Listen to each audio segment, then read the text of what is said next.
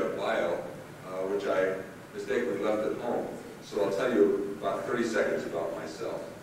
I had a misspent youth as a lawyer, spent 30 years in the Air Force before I graduated, and I'm now the Executive Vice President of Space Commerce Corporation, which has a joint venture agreement with GlavCosmos, the Soviet Civil Space Agency, and under the terms of that, we market worldwide the goods and services that are available from the Soviet Union. And as Holly pointed out to you, that is no piece of cake. First of all, you have to know a couple things about the Soviets. First of all, the Soviet manager is the best manager in the world, bar none. He gets his people to work and he doesn't pay them. You try that where you work. The ruble buys just about as much in New York City as it does in Moscow, and that's nothing. Inflation is now becoming rampant.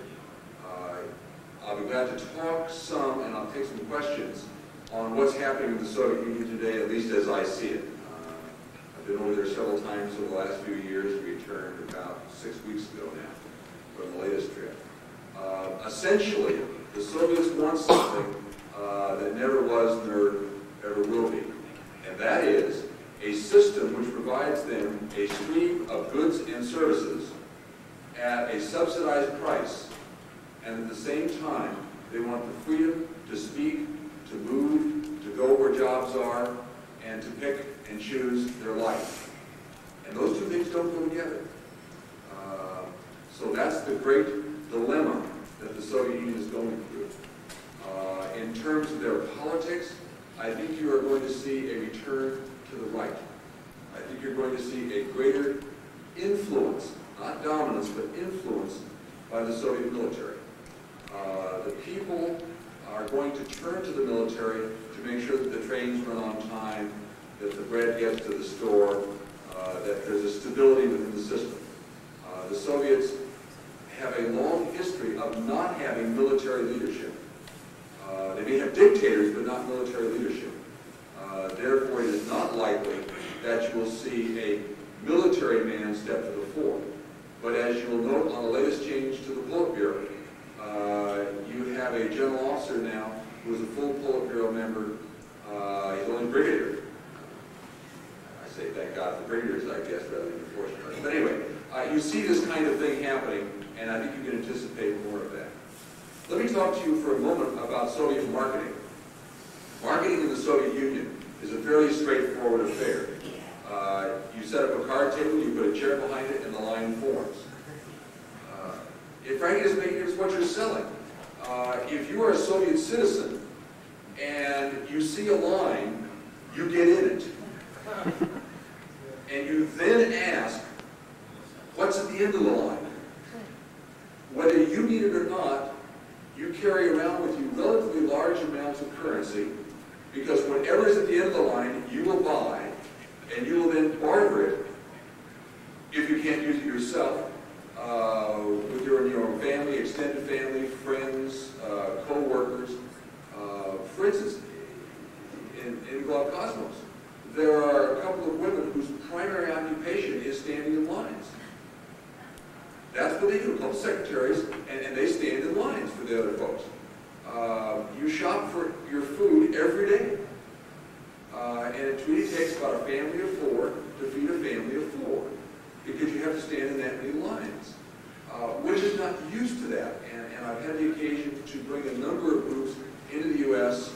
or into Western countries and have them tour. And we could spend a whole day in a Target or in a Sam's Warehouse or these kinds of establishments. They love the electronics, but to them, an expensive radio is about $20. I remember a relatively senior Soviet scientist whose present to his wife was a red umbrella, which we bought at Target, I think for about $4.50. They're great bargain shoppers. The standard of quality that we have at our low end is a better level than they have. As I say, if you have a situation where the employees aren't paid anything, difficult to produce high-quality goods. And what Holly is saying about trusting the Soviet production capability has some realism to it. The reason I would put an exception, however, is that what the Soviet Union has done over the last 50 years is to concentrate its best people and its resources into their military establishment and their space establishment, in addition to their sports establishment. Those are the three key elements of their society that they point to with pride. So if things come out of those areas of their economy, they tend to be pretty good. It's the consumer goods that tend to be at the low end and tend not to hold up very well. Let me tell you a little bit about the Soviet as an individual. I equate the Soviet individual that I've come into contact with, and some of the pretty senior scientific and engineering people, as what I would call Midwest Americans. I use the phrase God-fearing advisedly. They have a sense of God, but more than that, they are people of the land. They have a strong love of family, a strong love of relationships. And to that extent, they are a bit of an enigma to us, because they tend to be more Eastern people than Europeans. If you deal with a German on the same way and in the same manner as you would, for instance, the Germans or the French or the British, you're not going to understand them very well, because you break bread with Russians, you make deals with Europeans.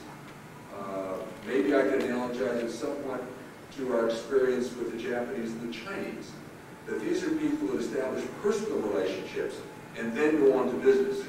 Whereas with our European friends, we tend to establish business relationships, which then in turn lead to friendly and less formal relationships.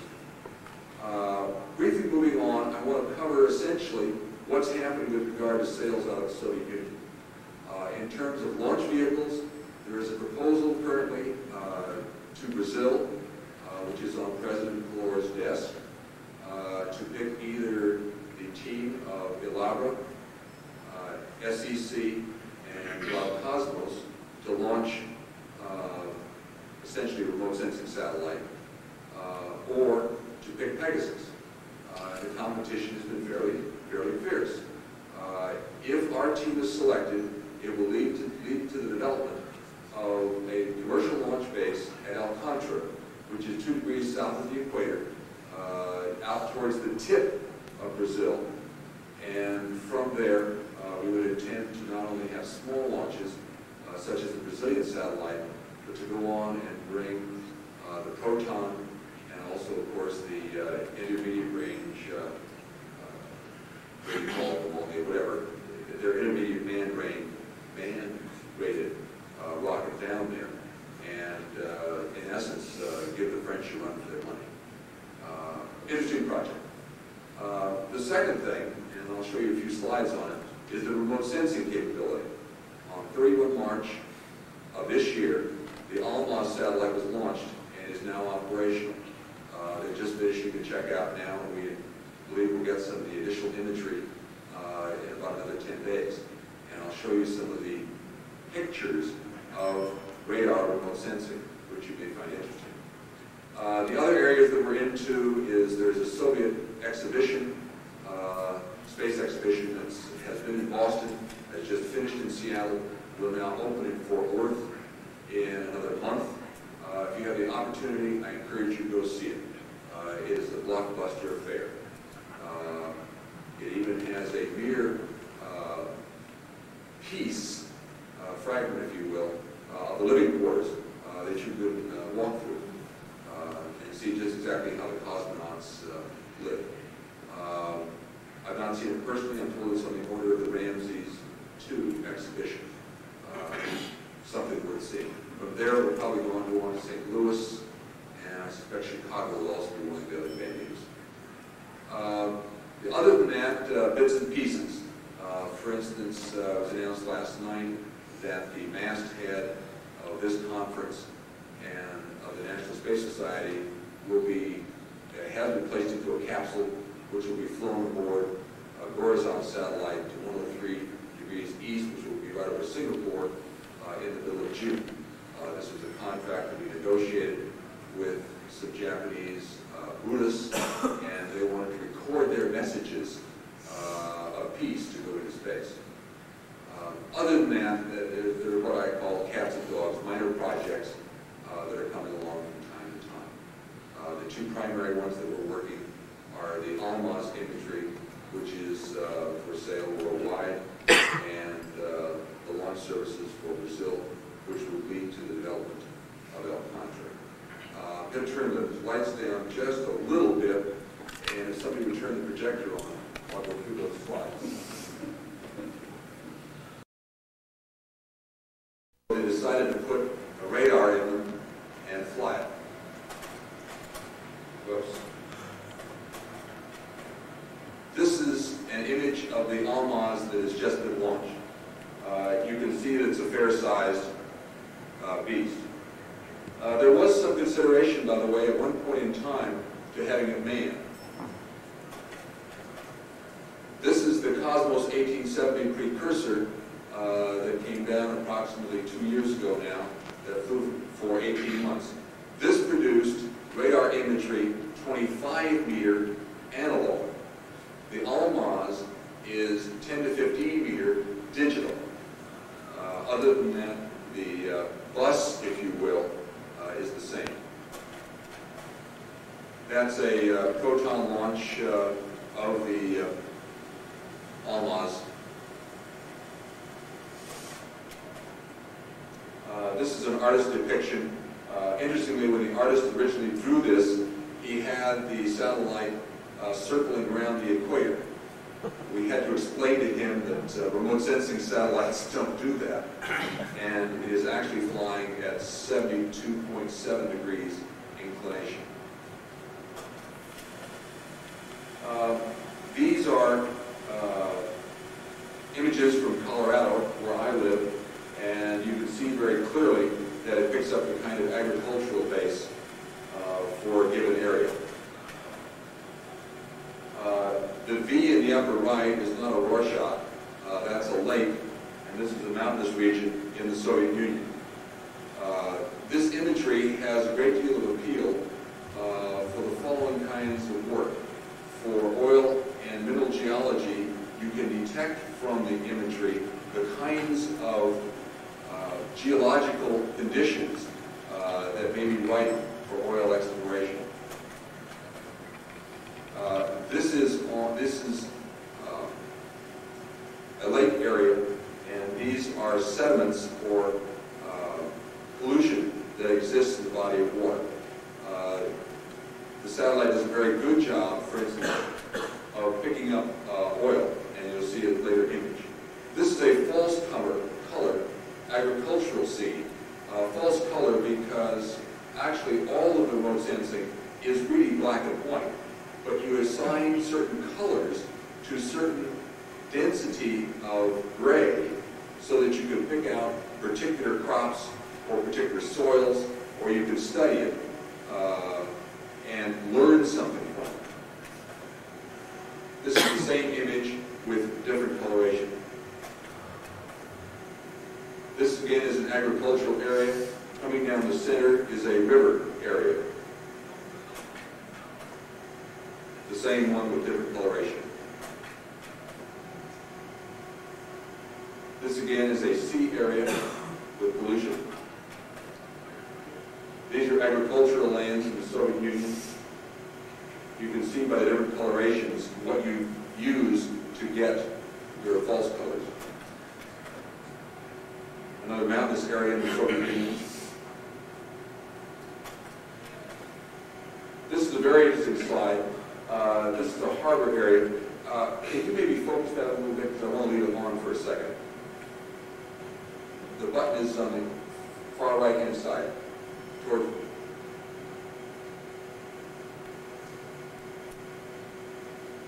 Well, let me describe it while you're attempting to.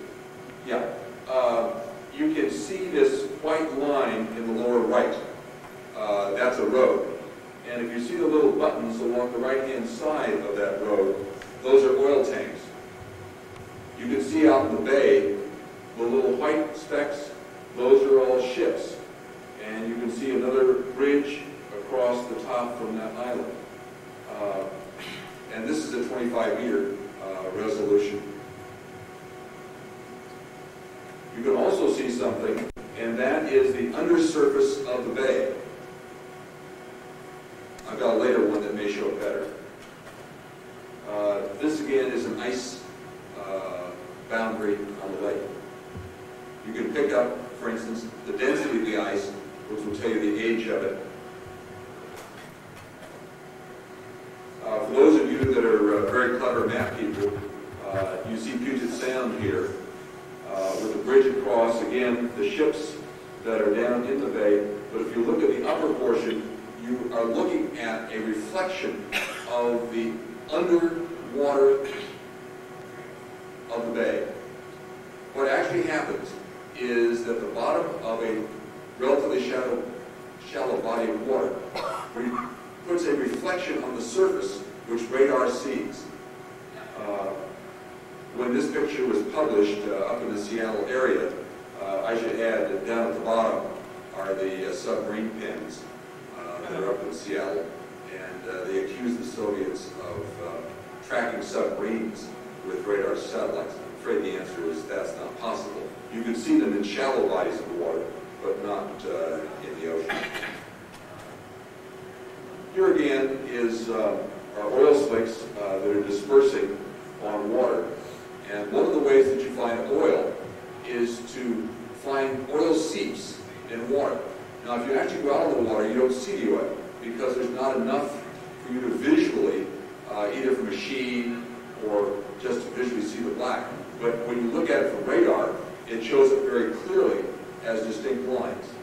And the oil companies have been fairly interested in getting radar data. They presently get radar data, but it comes from airborne sources. You can fly an aircraft. It costs about 10 times as much. It takes probably easily 10 times as long. We can get imagery to a customer in 2 weeks to a month. If you're flying airborne, you're looking at anywhere from 1 month to 6 months. And there are some places you can't fly over on this earth without the permission of the people whose land you're flying over. No such difficulties occur with a satellite. Again, this is Turkey, and you can see the Bosphorus here with the ships. This shows you an interesting river meandering so that you can tell where the old stream beds were. This imagery can also be used for archaeological purposes to find, to see through trees and to see the underlying structures that are from past civilizations. If you look to your left, you see sort of a black line that's curved, very, very narrow. That's an oil barge that ruptured in the Soviet Union. Here again is a mountainous scene. This again is a tundra area.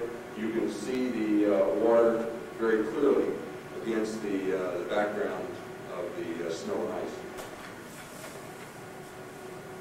Another mountainous area with a lake on the far right side. And again, these are some more agricultural scenes with false coloration.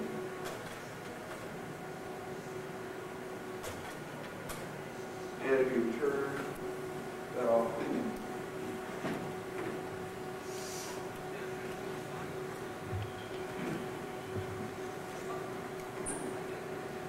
With that as prologue, we have a few minutes, and I'll be glad to try to answer any questions.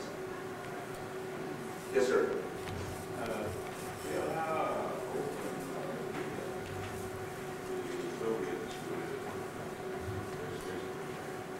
Good question. When we started working with them about 5 years ago. Repeat the question. I'm sorry. The question is, how open are the Soviets in their space program? When we started working with them 5 years ago, we explained, if you keep it secret, you can't sell it. If you give it away, you can't sell it. Now, over that period of time, more and more factories are made known to us. It was a little over 2 years ago that I brought out in a briefcase documentation on the Proton and some of the other launch vehicles. Bit of a story. Well, I left early that morning because I had to get back to a conference, and the rest of the team, including my wife, were staying there. And the fellow that was supposed to see me off didn't come into the office that morning, and they thought that I had been picked up leaving the country with this, quote, classified documentation. In fact, he just was ill and he went home and I was fine. There was no question to it whatsoever. But you have to understand, the Soviets have classified data, but they tend to treat all information as classified. If money has no value, then people find other things of value. Information is one of those. And you do not spend information needlessly if it has value. And we have, I think, been reasonably successful in breaking that down. Do we know everything they do? No. But for instance, the Almaz satellite essentially comes out of a classified facility. I mean, where else in the Soviet Union did this kind of industrial capability occur? The same place in the United States that it occurs, places like Lockheed. And Lockheed has a military division and a civil division. Well, this comes out of their military division. So I think we're getting better, but the entire system is not over. Yes, sir? Do the Soviets consider that they're now getting sufficient exports of the space stuff that, while it's not paying an awful lot, that it's worth continuing and working in that area, as opposed to more cooperative programs like the flying the guest cosmonauts in the air? Let me answer it as follows. The Soviets do not believe they're getting enough of the space business in the world. They essentially are foreclosed by the United States from launching any satellites, communication satellites, because either the satellites are made in the United States or they have U.S. technology, and under U.S. law, that's prohibited to go to the Soviet Union to launch. But will they stop? My assessment is no. They will keep trying for the following reason. They desperately need hard currency. And therefore, they and we will try to find the means of achieving that that are possible. I have a very simple definition now of what the State Department will not object to. If there is no businessman in the United States that pursues that endeavor, then the State Department will not object to the Soviets doing it. And so we look for those arenas where that's possible. By the way, I believe that regardless of what happens in the Soviet Union, outside of a breakdown of their infrastructure through rebellion, whether the government goes right, left, or stays the same, that there will be the need for hard currency. And actually, if it became more conservative from our corporate position, it might be better, because then there would be very specific channels to deal with. Whereas right now, you may be called upon to deal with a number of companies, because each one can independently contract with the West. Yes, sir? Me? I wonder if you can tell us if the weekend on near lottery is history at this point, or if it's still going on? Good question. Space Commerce Corporation negotiated the agreement with space travel for the American cosmonauts to the Mir Space Station. Space travel has folded its tent and has stolen off into the desert. So far as I know, they're not viable. But we do have a relationship and the agreement with the Soviets. We're going back to them to say, do you wish us to continue? And we are negotiating with a couple of companies right now to do something on the same order. Will it be a sweepstakes lottery? Who knows? But it will be some kind of an opportunity probably for an American to go to their space station. I think that will continue because I think the Soviets need the hard currency. So I think that opportunity will remain open. Yeah? Two questions in regards to Allah's images. First question, will they ever have a close-side policy like Spot did during Persian Gulf? And second question, repeat the first. Will they ever have a... Will they ever restrict images from the given area like the Persian Gulf? And second, will you be able to set up your own ground station like you can for the Landsat stuff? The answer is yes to both. Let me explain. Our position with regard to providing imagery worldwide is to do so in compliance with the UN resolution and the UN principles with regard to world sensing. That is to provide imagery worldwide. Because it's 73 degrees, it can only do 78 north to 78 south. Now, with regard to the spot position with regard to Iraq, we very frankly will be bound by U.S. law. President Bush placed an embargo on U.S. companies dealing with Iran, and were we to have imagery, we would abide by those. We have no desire to go to jail. But I think the answer is we will be sensitive to those situations where it seems like a dumb idea. And I forgot your second piece of the question. Will you be able to license or buy your own receiving station? Yes. Will there be a receiving station in the U.S.? Yes, there may at some point in time to actually receive and process the data. Right now it is received and processed in the Soviet Union. We intend before too long to set up a data link so that the processed information will come here rather than going by courier service to save the 5 to 7 days that UPS or FedEx takes to bring it here. But the answer is yes, all it takes is money. A receiving station costs in the neighborhood of $20 million. If someone of you have that in your pocket and talk to me on the way out, we'll be glad to do business with you. Yes, in fact. How successful is the Soviet shuttle program as compared to the U.S., and do you try to sell time on that to other countries? The answer is I think it's a successful program. It has not had any direct commercial application. I don't know of anybody that's prepared to buy time on a shuttle. You can get into space much more cheaply and do things without using a shuttle program. Now, if you need a shuttle ultimately in a space program, and the answer is heavens yes. You ultimately need that, but do you need to do it right now? The answer is no, and I don't see any commercial interest at all. The problem with the Soviet program, as Holly pointed out, is not its viability, it's not its reliability. By the way, we can get international insurance at about a 40% discount over rates quoted for Western launchers. And the reason is pretty straightforward. They're more reliable. The problems are economic. Who's going to put up the money? And maybe most significant, political. What are the ramifications of doing a specific task? But there's nobody that's interested in going on the Soviet shuttle that I know of. They have the Energia. Would it make sense to put Space Station Freedom on the Energia? Sure it would. Is it likely to happen? Not in my lifetime. But it's just the politics of it. I should say not in my lifetime. Not my forecast in the next 3 to 5 years. Yeah.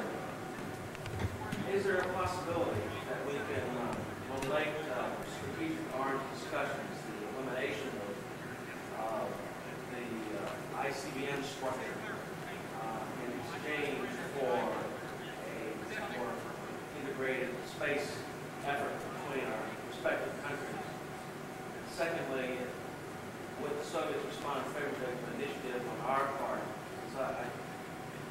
Initiative on our part for a Mars program, since they've already indicated their interest to us. Yeah. Let me answer the last first. And the answer is not only yes, but hell yes.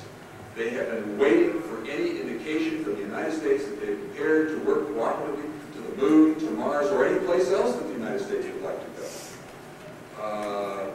And they're ready to do it tomorrow. Now the problem may be who does what, who drives, who navigates, who loads the trunk, who builds the engine, all of that. But the answer is yes. And they're ready to pull full press. Recognize the problem that they have in their society is much the same problem that we have in our society. They're going through the process of reducing their armed forces by about 40%. We are reducing ours by about 25%. And you are beginning to see how that rumbles through our society and causes layoffs or what have you. In their society, that is far more dramatic.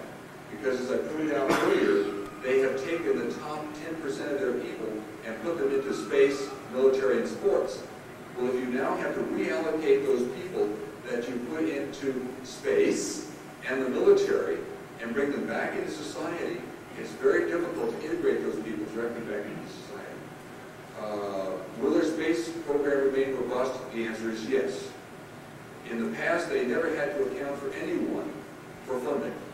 Now they have to account. When they went to their Chamber of Deputies and began the accounting, they were very favorably received. Indeed, what's interesting is they opened up some of their classified facilities to the deputies. In other words, so they had to open up their classified program in order to get funding for it. So, to a certain extent, what I see there, I see here. And it gives me some inclination on a personal level that I think I understand some of what they're about. Because they are a large bureaucracy, like we are a large bureaucracy. One of the changes I've seen in their bureaucracy over the last 4 or 5 years is previously, it used to take a group to make a decision. Now I am seeing younger people come to the fore who can make a decision. Yes, we'll do this. No, we won't do that. Yes, here's the answer to this. You may go back to the arms talks. And at that point, the U.S. was going to brief the Soviet delegation on the arms which the Soviet Union had. And the chairman of the Soviet delegation said, "Oh, please, Mr. Ambassador, there's some people in this room that are not cleared to have the arms capability of the Soviet Union discussed." So I'm saying, we're probably getting over that step. But do they have significant problems with regard to the build-down? Yes, they do. Do they have significant problems in terms of their economy? Yes, they do. My further hope is that we will permit them to join the world of trading nations and therefore come out of the cold rather than staying there and becoming more militaristic. Favor of MFN status. Yes. I'd rather trade with them than give them money. The history of this nation has been to give people money has not served anybody's best interests.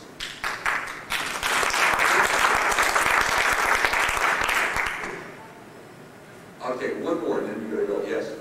Boris Yeltsin has said on television that he feels the country is on the verge of civil war and strikes are spreading in the Soviet Union. I wonder if you have any feeling that that's really a genuine possibility that we are on the brink of absolute chaos. Let me tell you what my reaction to that is. The Soviets have watched their press, both the newspapers and magazines and the radio, for so many years, and it has been their source of information that they now are reading the Western press and they believe it. And that's the worst of all possible worlds. Things by and large in the Soviet Union have, in my view, have not changed since the time of the Tsars. Now, are the younger people more restive than the older generation? I think the answer is yes. But that's the reason I believe the military will be an undergirding strength to it, rather than rebellion in the streets. If the answer is that there's rebellion, who now replaces it? You see, Gorbachev is a masterful politician. He has placed himself in the center. Now, we don't see that here. But there are people to the right that attack him and people to the left, like Yeltsin, who attack him. So he has placed himself as a centrist. Well, if you don't like the center, are you really going to like the right or the left? And I think the Soviets intuitively understand that. They're people of the land that really don't want to see a breakdown in their society as they have. So I am hopeful that they will, well, rough sledding is ahead. But I think Gorbachev has allied himself with the military, with the right, has made accommodations with Yeltsin, and I don't think the Soviet people are ready to pitch him out of his ear. Maybe bottom line, if Gorbachev is nothing more than the Moses who led them out of the desert, is he not to be praised? Must he also enter with them into the promised land? I would suggest that he has done enough if all he has done is open the doors to a new possibility for society. We probably better cut it off, or I have to read one of these cards and get the next speech.